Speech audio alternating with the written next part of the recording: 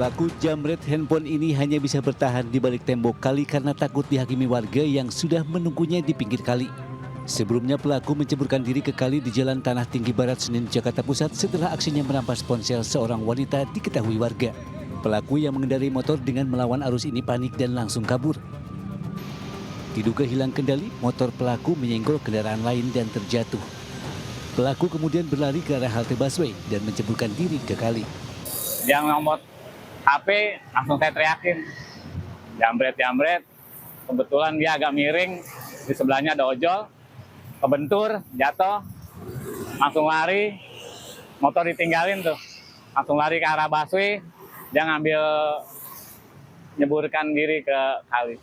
Setelah bertahan di dalam kali selama 30 menit, pelaku akhirnya dievakuasi aparat Polres Metro Jakarta Pusat. Dari Jakarta Pusat, Lanistun Sanjaya iNews melaporkan. Lapor Jemaah Komandan Pusat.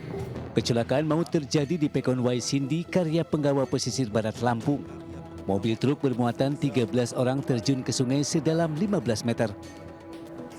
Dalam kecelakaan ini 3 orang meninggal dunia, 3 orang lainnya mengalami luka berat serta 7 orang luka ringan. Warga sekitar yang mengetahui kejadian tersebut langsung berupaya mengevakuasi para korban dari dalam sungai dan membawanya ke puskesmas terdekat. Menurut warga, kecelakaan tunggal itu bermula saat mobil yang melaju dari arah Bengkulu menuju Bandar Lampung melaju dengan kecepatan tinggi. Di lokasi kejadian, truk tiba-tiba hilang kendali menabrak besi pembatas jembatan dan terjun bebas ke dalam sungai. Korban sendiri saat ini ada berjumlah 13 orang di puskesmas, 3 orang meninggal dunia, kemudian 7 orang luka sedang, kemudian 3 orang luka berat. Hingga kini polisi masih melakukan penyelidikan untuk mengetahui penyebab pasti kecelakaan tersebut. Dari pesisir barat, Enrico Ngantung, iNews melaporkan.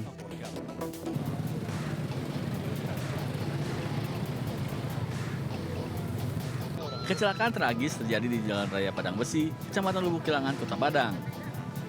Sebuah truk pengangkut minyak kelapa sawit yang melaju dari arah Solok menuju Kota Padang menabrak rumah warga yang berada di pinggir jalan. Truk menabrak rumah hingga masuk ke dalam ruang tamu dan kamar tidur dan mengakibatkan 2 anak tewas.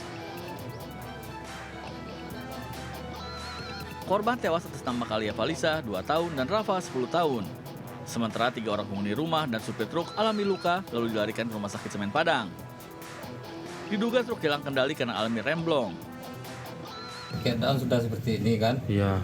Jadi tugas saya hanya mengeluarkan anggota keluarga saya. Ada berapa orang korban, Bang?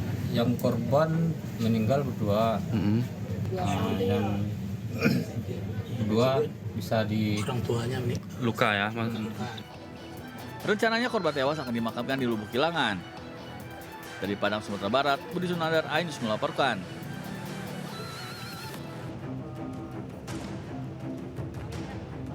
Pemirsa, kita beralih ke informasi terkait narkoba yang menjerat artis Fachri Albar. Setelah ditangkap Satuan Reserse Narkoba Polres Jakarta Barat dengan dugaan penyalahgunaan narkoba, artis Fachri Albar menjalani tes kesehatan di Polres Metro Jakarta Barat. Hasil tes kesehatan menyatakan Fachri Albar positif mengkonsumsi lebih dari 1 jenis narkotika. Hingga saat ini, polisi masih melakukan penyelidikan mendalam terkait peran Fachri dan jenis narkoba yang digunakan serta jumlah barang bukti yang diamankan. Untuk tes urin dinyatakan positif konsumsi beberapa jenis narkotika. Nah, jenis dan jumlah barang bukti akan kita sampaikan nanti lengkapnya besok pagi saat konferensi pers. Dari Jakarta, Dian Cahyani, Irian Syahwayudi, dan Di Bernadi, iNews melaporkan.